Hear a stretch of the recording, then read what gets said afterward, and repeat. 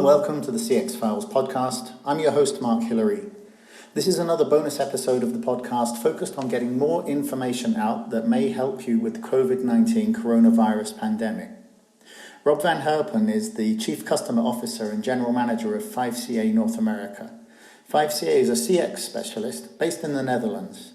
I called Rob because his company only has 5% of their workforce based inside an office, yet that's only 5%. If any company can offer advice and tips on working from home, then surely one that's got 95% of their workforce based at home can. Outside of the recording, Rob did say to me that 5CA would be happy to offer free advice to anyone who needs help planning how to get their company working from home quickly. Just reach out to him directly on LinkedIn. Okay, Rob, I know that 95% of your workforce works from home. What's that experience been like? I mean, has 5CA always been structured like that, or have you been on a recent journey to get there? Yeah, good question. 5CA has been around for quite a while, as you know, I think. So we were founded in 1998, so it's been quite a journey to get where we are at today.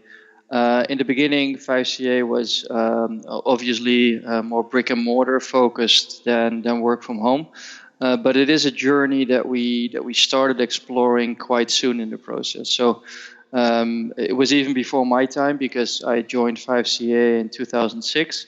But even before that, also the owner and founder of 5CA already started experimenting with people working from home. He was actually one of the first, I think, contact center companies or BPOs out there that started working with voice over IP technology as soon as 2001.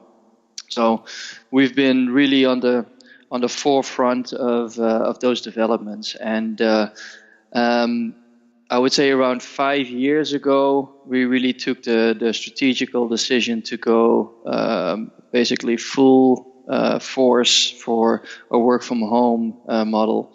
And that's when we started rolling it out more aggressively.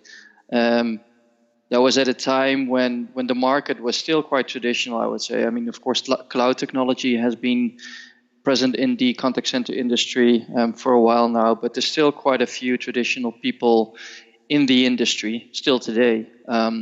And so 5 years ago, when we started with the work from home model, it was quite difficult for us to convince companies to utilize work from home agents, both in terms of info security, but also just a general mindset like, hey, no, we need to see what those people are doing. How can you expect them to perform when nobody's watching over their shoulder or supervising what they're doing? So that was a very interesting journey, and luckily, over time, we've been able to attract new clients and convince existing clients to try out the work from home model.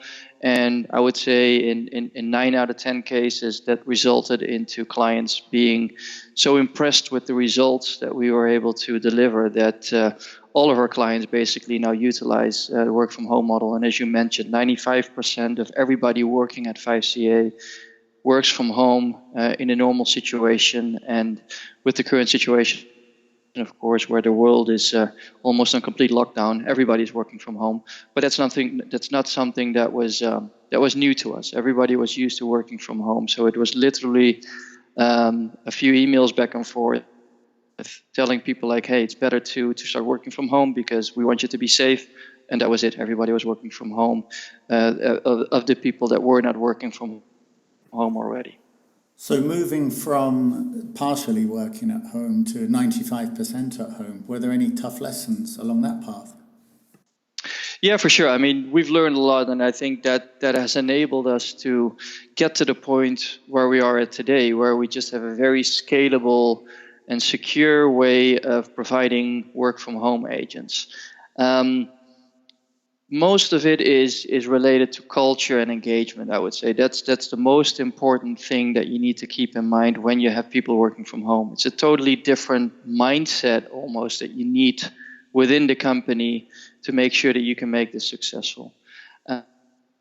In the end, an important reason for people to work at a company, besides the fact, of course, that they want to earn money, is the fact that they want to be part of something. And usually when you're in an office, you're part of a community in office. You interact with your colleagues, and that's an important part of everything that you do on a daily basis. But when you're working from home, that engagement part, so the way that you communicate with people all over the globe and still make them feel part of something, of a community, an online digital community, that becomes crucially important, because otherwise people are just doing their job behind their monitor, and that's it, right? So they need to feel part of something, and we've learned that along the way how to really optimize that process. So by now we have a dedicated department within 5CA that takes care of engagement. We have a lot of initiatives that we deploy almost on a daily basis, where we engage, interact with our work from home community, and we see that they really feel part of something. We have, of course, more formal ways of engaging with people, but also we use Microsoft Jammer as an online social media platform within the company for people to talk about private stuff as well with their colleagues. And we organize virtual events, gaming tournaments. We have all kinds of initiatives set up, virtual drinks, of course. Everybody's talking about that right now, how companies that have moved to working from home right now are doing virtual drinks. We've been doing this for years already, right? So that's a good example of things that we've been through that process already. We've been able to optimize it along the way, and that makes sure that everything that's happening right now is actually not having any impact on our business. Even more, I mean, it has caused a significant increase of the demand of our services right now, and we're trying to help as many people as we can. Of course, there's a certain limitation as to what we can do overnight, but we were anticipating this was going to happen, looking at the developments in the past couple of weeks. So we're in a pretty good position right now when it comes to ramping up and making sure that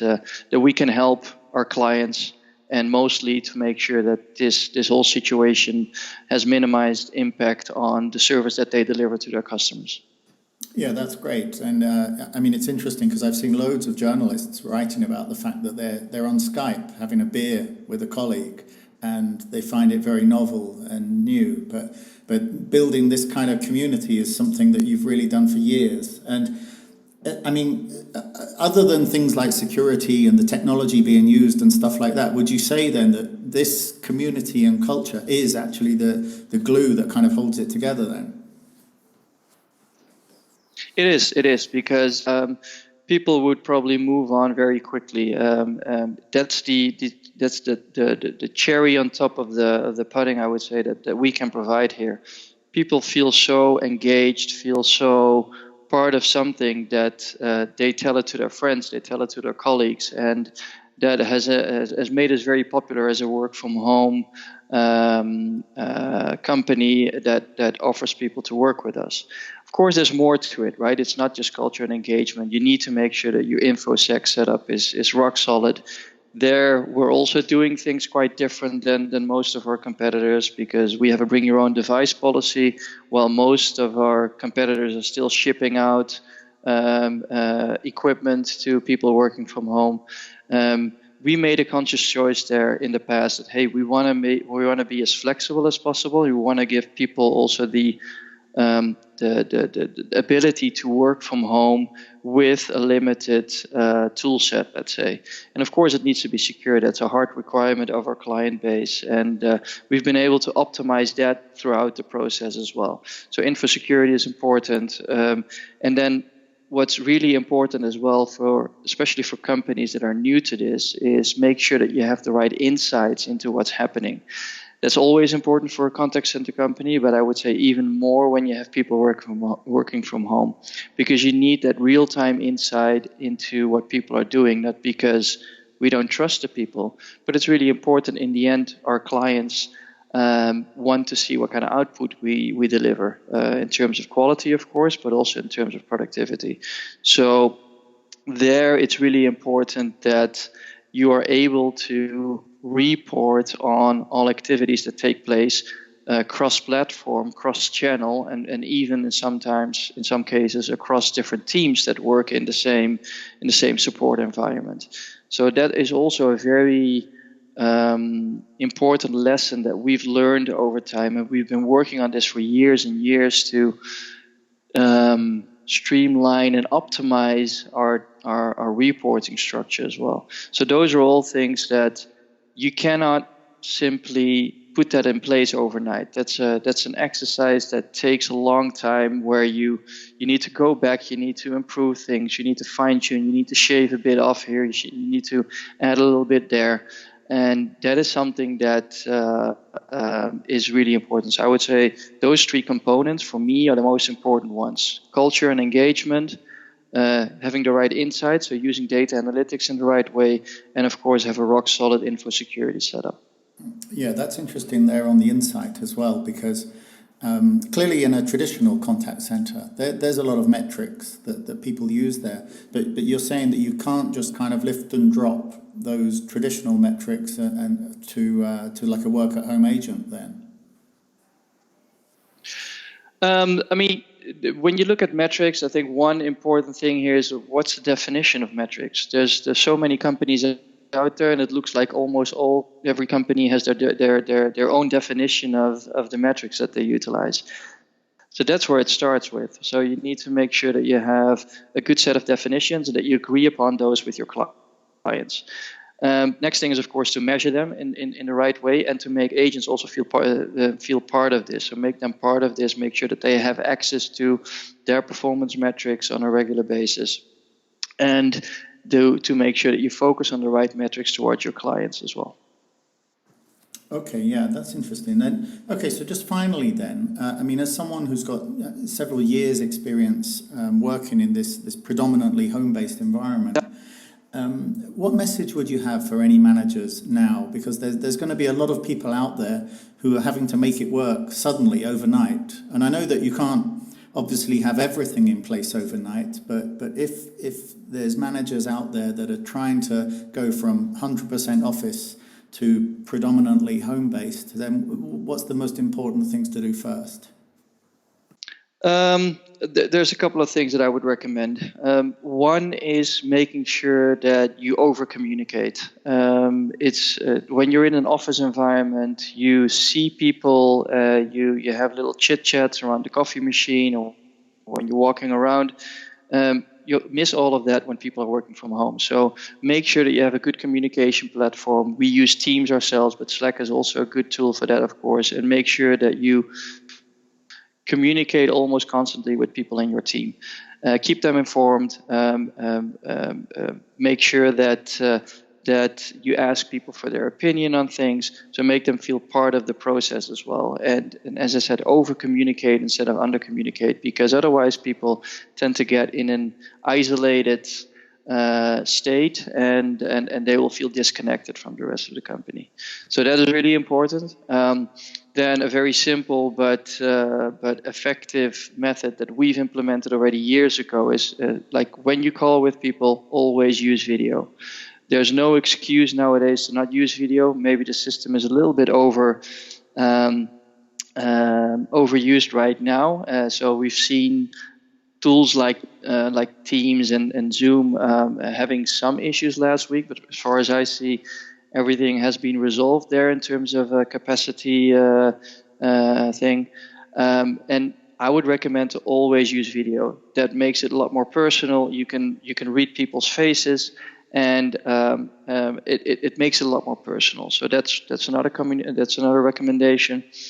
And I've seen a lot of companies or people publishing about this, the importance of managing based on output and not based on activities. So you cannot physically see what people are working on.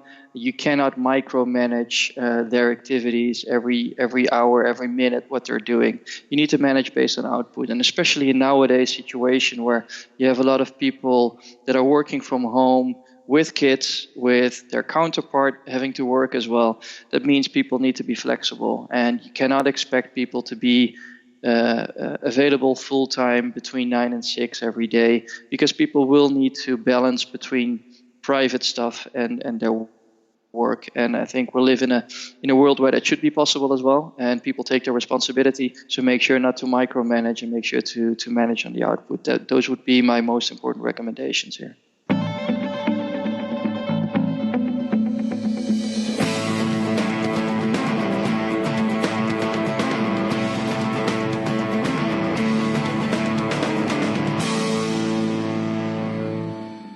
Thanks for listening to the CX Files podcast. Please take a moment to review the podcast because this helps other listeners to find it. And if you have any suggestions, then get in touch with me on Twitter or LinkedIn. I'm @Mark Hillary with 2 L's, or just search Google for Mark Hillary.